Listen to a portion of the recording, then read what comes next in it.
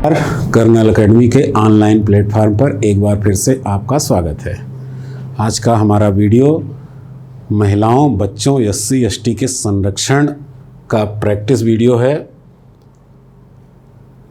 महिलाओं बच्चों SC ST का संरक्षण।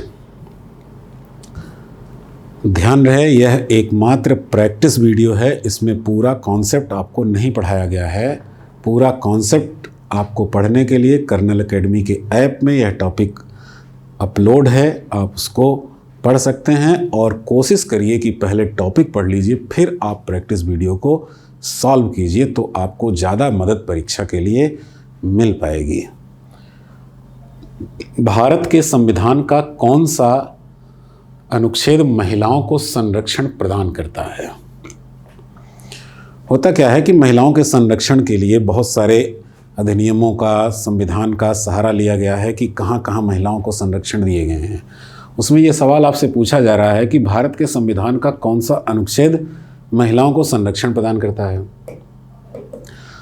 तो 39 और 42, 23 व 26, 72 व 162, 330 व 335। तो यहाँ पर अगर आप देखेंगे तो अनुच्छेद 39 में कहा गया है कि स्त्री पुरुष सभी को जीविका के पर्याप्त साधन प्राप्त हों और समान कार्य के लिए समान वेतन दिया जाए।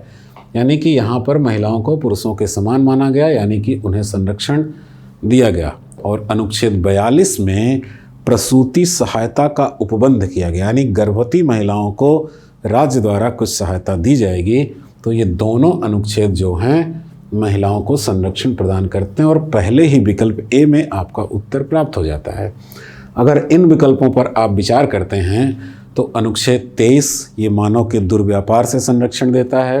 अनुच्छेद 26 धार्मिक कार्यों के प्रबंध और प्रचार की स्वतंत्रता है।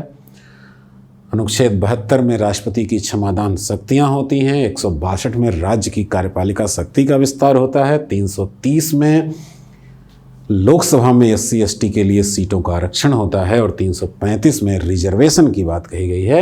यानी इसका महिलाओं के संरक्षण से कोई संबंध नहीं है, बल्कि अनुच्छेद जो पहला विकल्प है वहाँ से महिलाओं को संरक्षण प्राप्त हो रहा है। दूसरा प्रश्न देखते हैं, विचार कीजिए। 15 वर्ष से कम आयु की पत्नी के साथ पति द्वारा उसकी सहमति से शारीरिक संबंध स्थापित करना बलात्कार की श्रेणी में आएगा।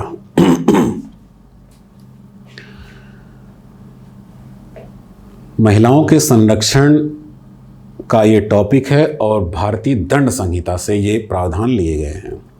कहा गया है कि किसी व्यक्ति, दो कथन है, दोनों में से सही कथन का चयन आपको करना है।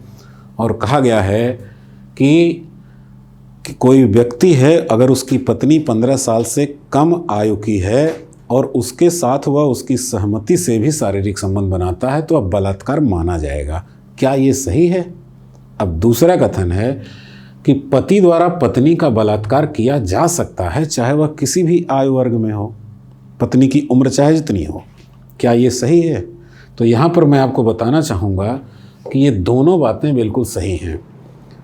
पत्नी के साथ भी अगर उसकी इच्छा के विरुद्ध शारीरिक संबंध स्थापित किया जाता है तो यह बलात्कार की श्रेणी में आएगा। और 15 साल से कम उम्र की अगर पत्नी है और पति उसके साथ शारीरिक संबंध स्थापित करता है तो यह भी बलात्कार की श्रेणी में आएगा। तो दोनों विकल्प यहाँ पर आपके सही हो जाते हैं।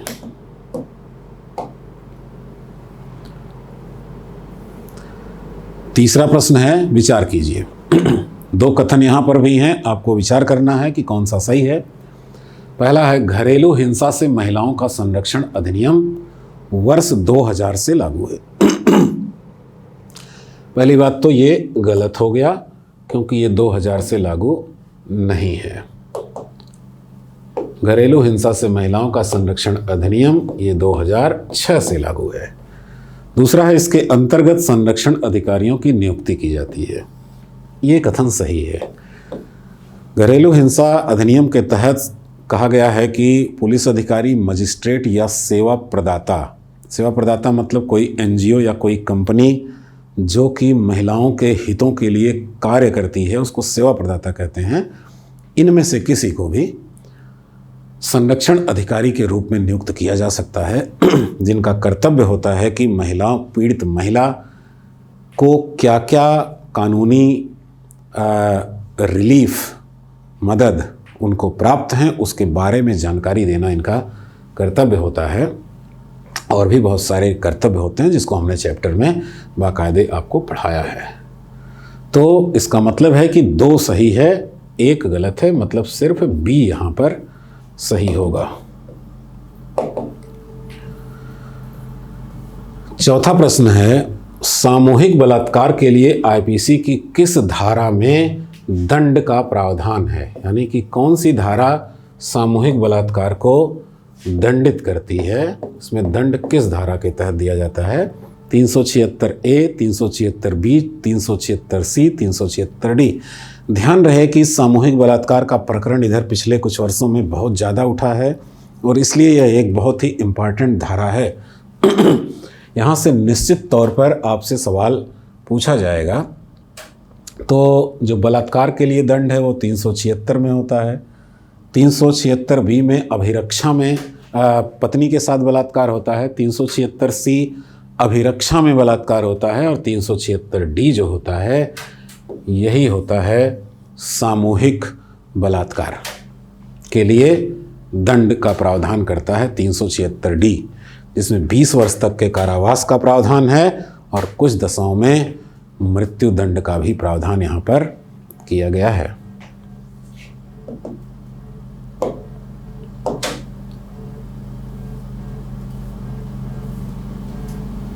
पांचवा क्वेश्चन देखते हैं, गर्भ का चिकित्सकीय समापन अधिनियम के अंतर्गत कितने सप्ताह तक के गर्भ का गर्भपात कुछ परिस्थितियों में कराया जा सकता है?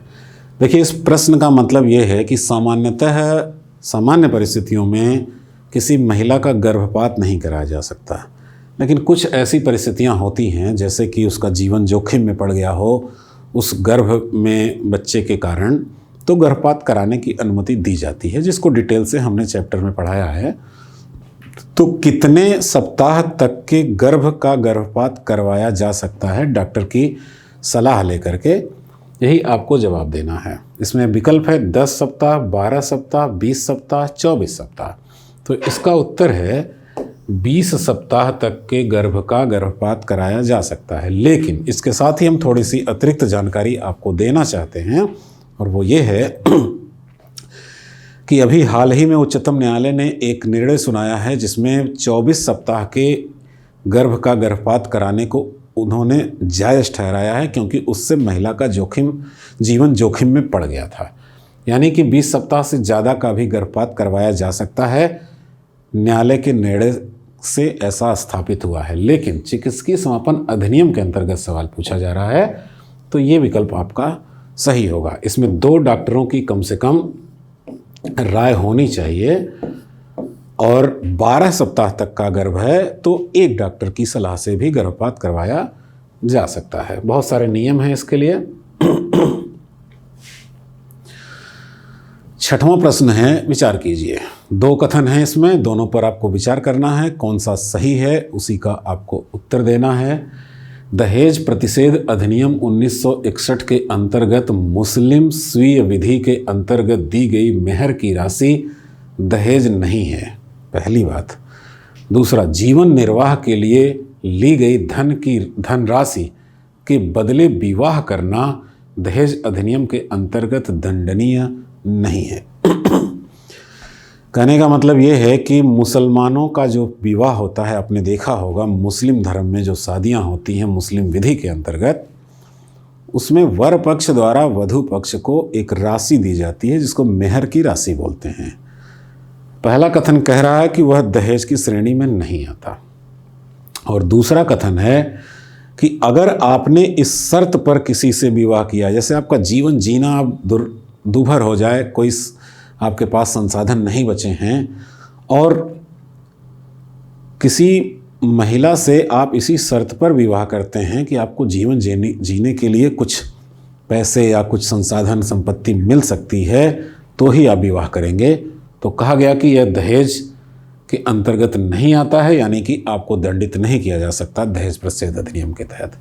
तो यहाँ पर दोनों कथन बिल्कुल सही हैं। मेहर की राशि दहेज नहीं मानी जाती, और क्योंकि मुस्लिम विवाह में विवाह एक कॉन्ट्रैक्ट होता है जो कि बिना प्रतिफल के नहीं हो सकता, यानी बिना मूल्य चुकाए नहीं हो सकता, तो वह एक प्रतिफल के तौर पर मेहर की राशि मानी जाती है, न कि दहेज के तौर पर। दूसरा है, यहाँ पर ऐसा सुप्रीम कोर्ट ने स्थापित कर रखा है कि जीवन निर्वाह के लिए धन देने की शर्त पर विवाह करना दहेज नहीं माना जाएगा और उसको दहेज प्रतिषेध अधिनियम के तहत दंडित नहीं किया जा सकता है। सातवां प्रश्न देखते हैं, विचार कीजिए। सीआरपीसी की धारा 46 महिलाओं को गिरफ्तारी से संरक्षण प्रदान करती है। बिल्कुल प्रदान करती है भाई, ये सही है। सूर्यास्त के बाद और सूर्योदय के पूर्व किसी भी दशा में महिला की गिरफ्तारी नहीं की जा सकती, ये गलत है। ये नियम है कि सूर्यास्त के बाद और सूर्योदय से पहले महिलाओं की गिरफ्तारी नहीं की जाएगी, लेकिन सामान्य परिस्थितियों में, अगर असाधारण परिस्थितियां हैं तो गिरफ्तारी की जा सकती है। उसके लिए कुछ नियम हैं, कुछ आदेश, कुछ अनुमति की आवश्यकता होती है, गिरफ्तारी की जा सकती है। प्रथम श्रेणी न्यायिक मजिस्ट्रेट की अनुमति ली जाती है उस क्षेत्र के, और फिर गिरफ्तारी हो सकती है। यानी कि सिर्फ एक सही है, दूसरा यहाँ पर होता है गलत।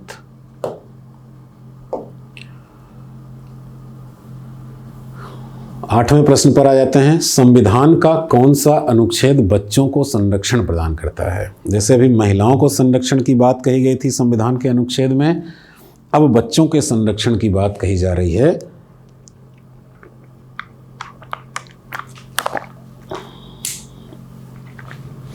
संविधान का कौन सा अनुच्छेद बच्चों को संरक्षण प्रदान करता है? अनुच्छेद 24 और 25। तो 24 तो जरूर प्रदान करता है यहाँ पर, लेकिन 25 धार्मिक स्वतंत्रता है, इससे लेना देना नहीं है। अनुच्छेद 13 और 36 ये दोनों नहीं प्रदान करते हैं।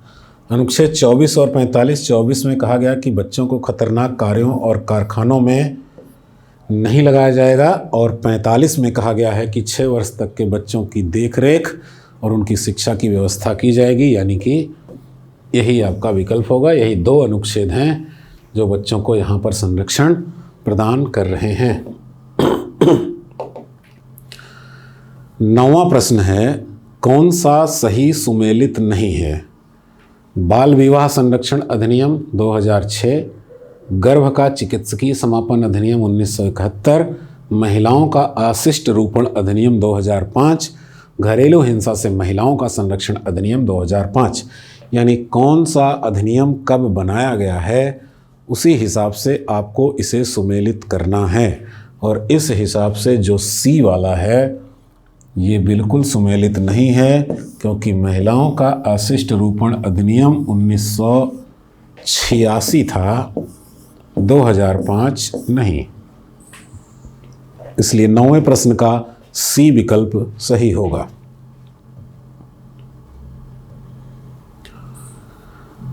दसवां प्रश्न है, बाल विवाह के संबंध में सही कथन है। बाल विवाह किसी भी पक्षकार द्वारा वयस्कता प्राप्त करने पर इसे शून्य करवाया जा सकता है।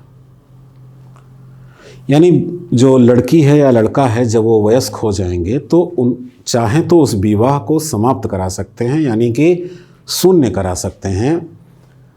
दूसरा है, बाल विवाह के दौरान जन्म लेने वाली संतान धर्मज यानी वैध होगी। अगर उस बाल विवाह के दौरान पति पत्नी को कोई संतान जन्म लेती है तो वो संतान वैध रहेगी, भले ही उनका विवाह शून्य हो जाए। यही दो स्टेटमेंट हैं और आपको इस हिसाब से जवाब देना है।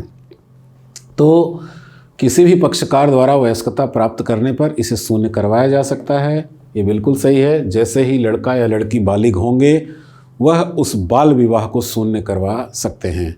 और बाल विवाह के दौरान अगर कोई संतान जन्म लेती है तो वह वैध संतान मानी जाएगी, अवैध संतान नहीं मानी जाएगी। भले ही विवाह अवैध हो जाए पर उसके बच्चे वैध माने जाएंगे। यानी कि दोनों कथन यहाँ पर बिल्कुल सही है और सी आपका उत्तर होगा।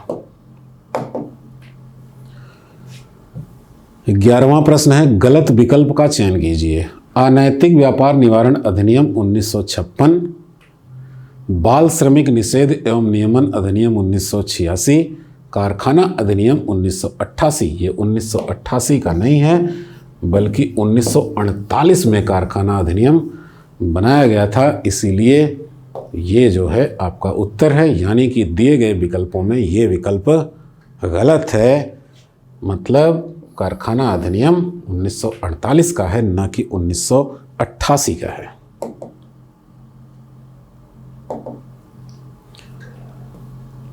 बारहवां प्रश्न देखिएगा, अनुसूचित जाति एवं जनजाति अत्याचार निवारण अधिनियम लागू है 30 जनवरी 1989 से, 30 जनवरी 1990 से, 1 जनवरी 1989 से, 1 जनवरी 1990 से। अनुसूचित जाति एवं जनजाति अत्याचार निवारण अधिनियम SC/ST एक्ट SC/ST के संरक्षण के लिए बहुत ही बड़ा अधिनियम माना जाता है ये, और किसी भी विधि के होते हुए भी इसके प्रावधान लागू होते हैं। सवाल पूछा जा रहा है कि ये कब से लागू हुआ, तो ये 30 जनवरी 1990 से लागू हुआ है अनुसूचित जाति एवं जनजाति अत्याचार निवारण अधिनियम।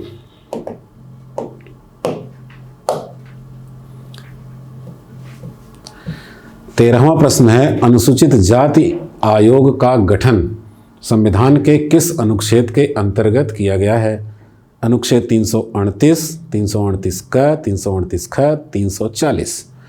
तो यहाँ पर देखिए, अगर आपने संविधान को पढ़ा है सही तरीके से तो अनुच्छेद 338 में SC आयोग यानी कि अनुसूचित जाति आयोग का गठन का प्रावधान किया गया है। 338 क में ST आयोग के बारे में बताया गया है, 338 ख में OBC आयोग के गठन का प्रावधान किया गया है, और 340 में जो अन्य पिछड़े होंगे कोई समाज में उनके लिए अगर आयोग बनाना है तो फिर 340 के तहत बनाया जा सकता है। आपका जो उत्तर होगा वो ये होगा, 338 के तहत अनुसूचित जाति आयोग का गठन किया जाता है। 14वां प्रश्न है, विचार कीजिए। SC/ST एक्ट के अंतर्गत कुछ मामलों में मृत्यु दंड का भी प्रावधान है। बिल्कुल सही है ये। और दूसरा है, यह लोक सेवकों के विरुद्ध लागू नहीं होता। ये गलत है, क्योंकि SC/ST एक्ट के तहत लोक सेवक भी आते हैं, यानी कि लोक सेवकों के ऊपर भी यह अधिनियम लागू होता है। यानी कि अगर लोक सेवक यानी किसी सरकारी अधिकारी द्वारा किसी SC/ST के अधिकार का उल्लंघन किया जाएगा, उसे प्रताड़ित किया जाएगा, अपने कर्तव्यों की उपेक्षा द्वारा उसे प्रताड़ित होने दिया जाएगा, तो यह अधिनियम लोक सेवक को भी दंडित करता है। यानी कि अगर यहाँ नहीं लिखा हुआ है तो ये गलत होगा। तो पहला कथन यहाँ सही है, दूसरा गलत है, यानी कि A विकल्प आपका हो जाता है बिल्कुल सही। अंतिम प्रश्न पर आते हैं, विचार कीजिए। दंड प्रक्रिया संहिता यानी SC/ST को गिरफ्तारी से कुछ मामलों में छूट प्रदान करती है। दंड प्रक्रिया संहिता SC/ST को गिरफ्तारी से कुछ मामलों में छूट प्रदान करती है। और दूसरा कथन है, प्रत्येक मामले में जब तक स्पष्ट साक्ष्य न हो तब तक SC/ST को गिरफ्तार नहीं किया जा सकता। प्रत्येक मामले में,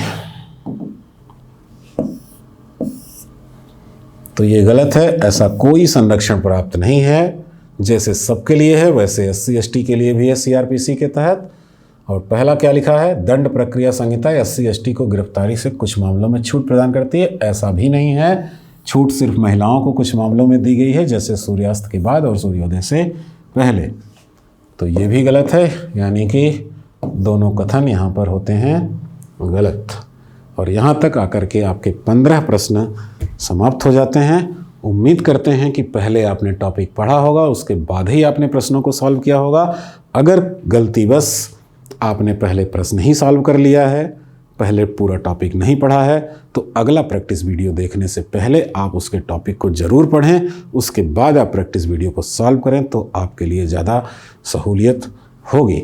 क्योंकि हमारा हर प्रैक्टिस वीडियो यहाँ पर जो भी उपलब्ध है किसी भी टॉपिक का, वो प्रैक्टिस वीडियो इसलिए दिया गया है कि पहले आप टॉपिक को पढ़ें और उसके दूसरे खंड के रूप में उस प्रैक्टिस वीडियो को सॉल्व करें। उम्मीद है कि आपको इससे काफ़ी मदद मिलेगी। बहुत बहुत धन्यवाद।